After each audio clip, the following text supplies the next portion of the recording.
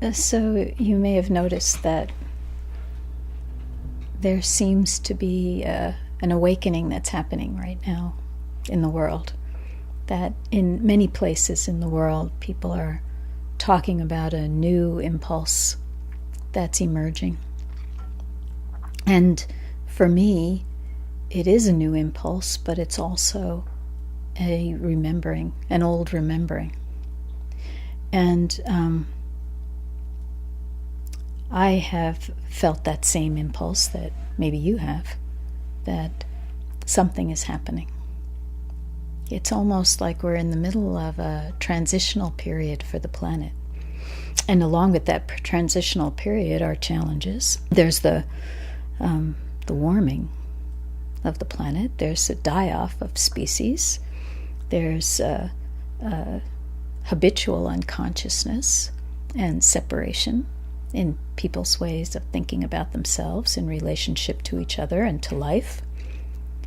And then there may be other things. And then there is this movement towards interconnection. I'll just call it that, to have something to call it. And the ones who have held steady, cleaving to the reality of our interconnection over thousands of years, not the hundreds of years of a Western civilization, but thousands of years they are the indigenous peoples. And so the indigenous peoples have prayers, ceremonies, ways of acknowledging our interconnectedness that they have held to for a very long time. And being associated with an esoteric path that includes a body of teaching that has been around for thousands of years. Why do I say that? Because in speaking with Pir Vilayat, he described the Sufi teaching as being claimed by Islam, but being a truth that has been there way before Muhammad was born. And this is why in Western Sufism we honor all faiths, and then those known and unknown who have held aloft the light of truth in the darkness of human ignorance. So the Sufis have something very akin to the indigenous ways in our honoring of the truth of what we are. All of this has inspired the journey that's about to happen at the end of the summer. My connection with Rose Perry, who was a Maori Tuhunga, the last of a long line of holy people. And the reason that she's the last, I asked her this when I saw her just last month. I asked, well, why aren't you training someone else? Why aren't you finding someone else? And she said, there's no need. Humanity now has the capacity. Each person has the capacity to know what we have been holding through the many, many, many generations and eons. This has inspired me to make this journey with friends. We'll go to New Zealand and stay with 3 different groups down there of Maori people, with elders and wisdom keepers and healers. We'll be traveling to sacred sites. We'll be doing those ceremonies, those sacred ceremonies of honoring and acknowledging, welcoming.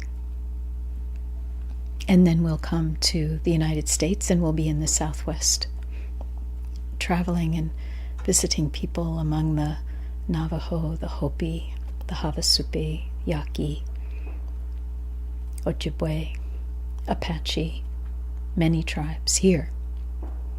And of course, we never know what's going to happen when we come together with people who hold ancient truth.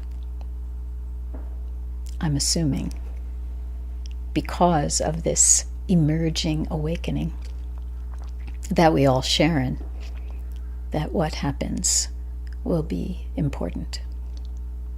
And this is why, as we travel, we'll also be sharing our experience with others located all over the world who can't be with us. Because each time one of us remembers, each time one of us thinks towards a peaceful, healthful, harmonious, integrated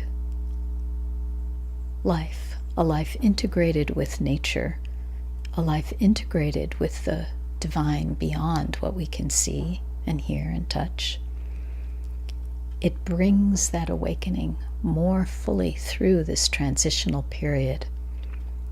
It activates it, enlivens it, and therefore supports the whole as we move into a new way of being.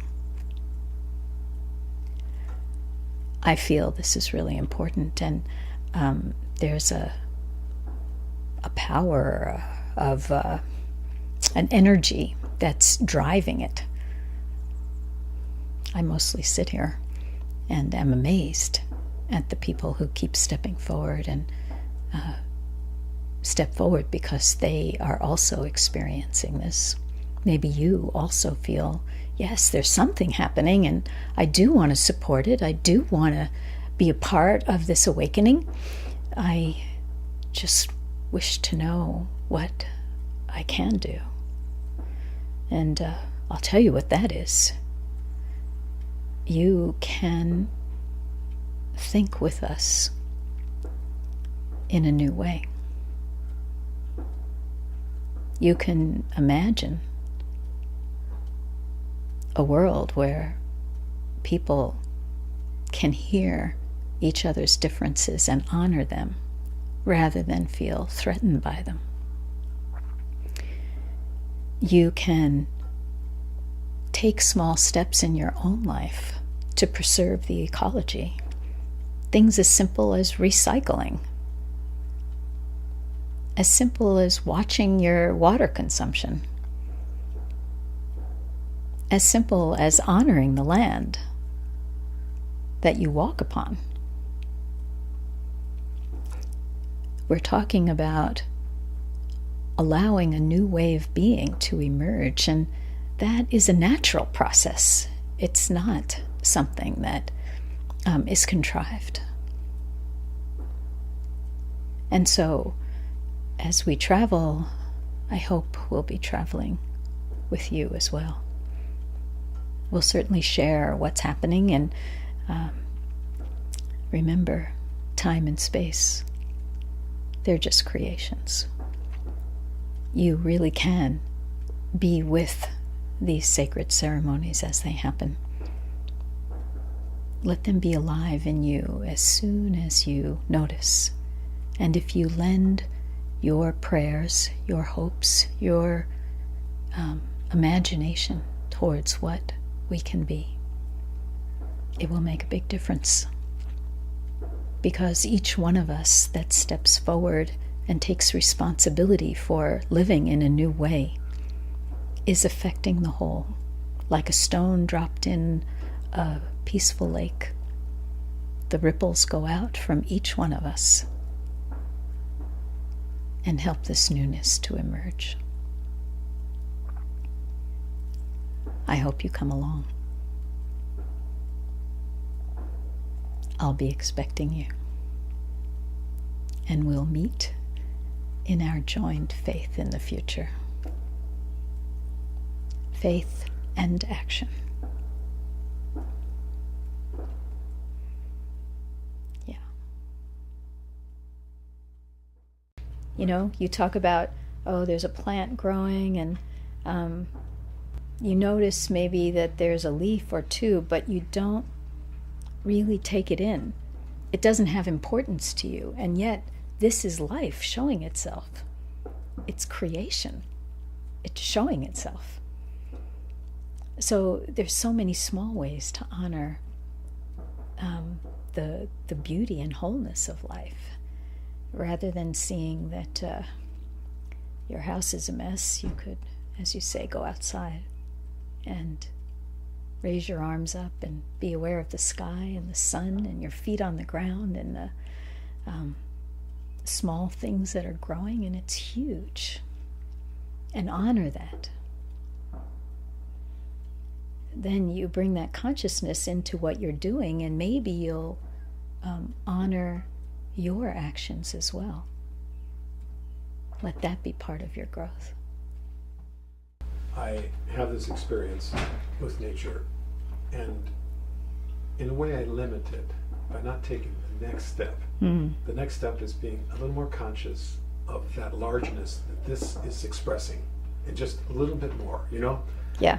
And it being more conscious, more aware, the largeness that's coming through it. And you help me to be aware of that, even in the few little phrases you just said. Yeah, and I think this is something that, this is the reason I feel like this is so important, to go to these sites and do the sacred practices of those who have been holding this for so long. Because the way that the indigenous people look at life, God is life. God is the mountain. God is the river. God is the ocean. God is each animal. It's not that they are the side benefits or the beautiful adornment of God. They are that in such a powerful, energetic way that the way of acknowledging itself is so supercharged with energy that it's like, I don't know, it's like giving the earth super vitamins so it can come back into its natural balance. The super vitamins of the reality of our connection, of our not just participation, but our place as part of the one whole of life here, on this planet. As we film in New Zealand, there'll be various times that this kind of extended reflection will happen from you as something that's sort of like a commentary of sorts. I'm not trying to overdo the commentary. It'll be so obvious everywhere. You're going to be amazed. You'll be amazed. Yeah. My way of saying it'll look like a hybrid, part Western, part Indigenous.